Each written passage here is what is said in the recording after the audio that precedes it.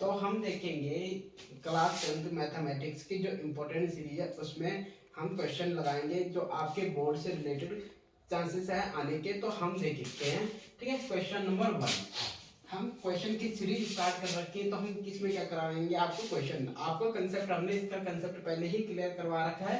लेकिन चलिए, अनुपात a1/a2, b1/b2, c1/c2 की तुलना कर ज्ञात कीजिए कि निम्न समीकरण युग्म द्वारा निरूपित रेखाएं एक बिंदु पर प्रतिच्छेद है, समांतर है अथवा समपाती है, ठीक है। तो सबसे पहले हम थोड़ा सा इसका बैकग्राउंड समझते हैं कि बैकग्राउंड में हमारे पास क्या होता है। रैखिक समीकरण का जो फॉर्मूला होता है a1x plus b1y plus c1 is equal to 0, ठीक है। अब इसमें क्या है, दो समीकरण है, तो हम क्या लिखेंगे a2x plus b2y plus c2 is equal to 0, ठीक है। तो हमें क्या बता रहा है कि बिंदु प्रतिच्छेदित है। क्या क्या चीजें पूछ रहा है, प्रतिच्छेदित, समपाती और समांतर, ठीक है, समांतर। तो रेखाएं प्रतिच्छेदित कब होती है, जब हमारे पास क्या होता है a1/a2 does not is equal to b1/b2, यानी कि जब a1 की वैल्यू, ये तो x हमारे x और y हमारे पास क्या है, चल पद है, ठीक है, और ये हमारे पास क्या है, अचल पद है, a1 b1 और c1, ठीक है, a b c हमारे पास क्या अचल पद है। अब जब हम क्या करेंगे a1/a2 करेंगे, यानी कि a1 का और a2 का जब हम रेशियो निकालेंगे वो b1/b2 के इज इक्वल टू नहीं आना चाहिए। तो जो a1 और a2 का जो अनुपात है वो दूसरी कंडीशन में b1/b2 के अनुपात के इज इक्वल टू नहीं होना चाहिए। तो इस रेखा को हम क्या कहते हैं, प्रतिच्छेदित रेखाएं कहती है। तो प्रतिच्छेदित रेखाओं के हल, यदि ये कभी हल भी पूछ लेता है तो प्रतिच्छेदित रेखाओं के जो हल होते हैं केवल एक हल होता है। कितना होता है, केवल एक हल होता है, ठीक है। इनकी से हम क्या कहते हैं, अद्वितीय हल भी कहते हैं, ठीक। अब इसको यदि हम ग्राफ से समझे तो ग्राफ से हम कैसे समझेंगे कि कोई रेखा, जैसे कि एक रेखा ये है, एक रेखा ये है, तो ये हम इस बिंदु पे क्या कर दिया, प्रतिच्छेद कर रही है, तो इस रेखा को हम क्या कहेंगे, प्रतिच्छेदित रेखाएं कहेंगे, ठीक है। अब दूसरी कंडीशन क्या आती है, समपाती।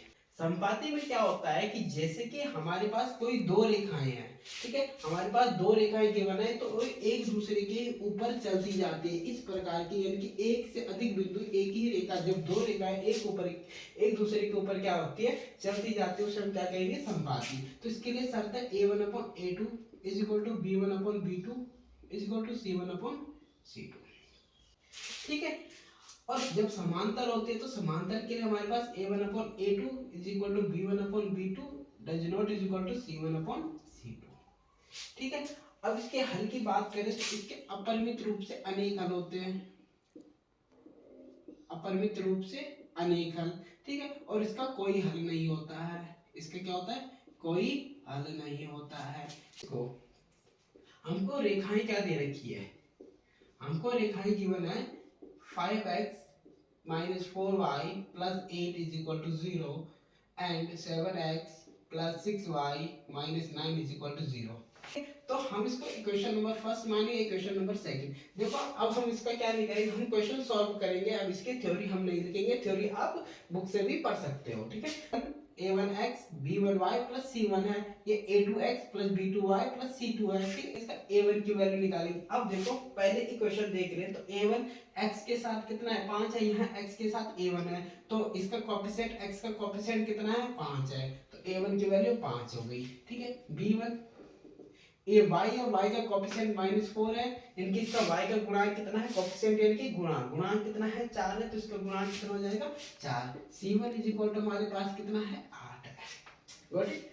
अब देखो a2 इज इक्वल टू कितना है, a2 यानी कि दूसरी समीकरण में देखेंगे हम, दूसरी समीकरण में a2 की वैल्यू 7, b2 की वैल्यू इज इक्वल टू 6 और c2 की वैल्यू कितनी है, -9 है, कितनी है, -9, ठीक है। अब हम देखें, समझते हैं कि a1/a2 जब हम निकालेंगे तो a1 क्या हमारे पास 5 है और a2 7 है, ठीक है, 5/7 यानी कि 5/7, b1/b2 इज इक्वल टू कितना है, -4 ठीक है, कितना है, 6 है, और c1/c2 हमारे पास कितना है, c1 हमारे पास 8 है और c2 हमारे पास -9 है, 8/9, तो अब हमको दिखाई दे रहा है कि ये दोनों वैल्यू क्या है, 5/7 और 4/-4/6 दोनों क्या है, अलग अलग है। अलग अलग का मतलब क्या है, तो ये क्या है, A1/A2 ये does not equal to B1/B2 के है। तो हम इसको क्या कह सकते हैं, ये रेखाएं क्या है, प्रतिच्छेदित रेखाएं हैं। ठीक है, अब हम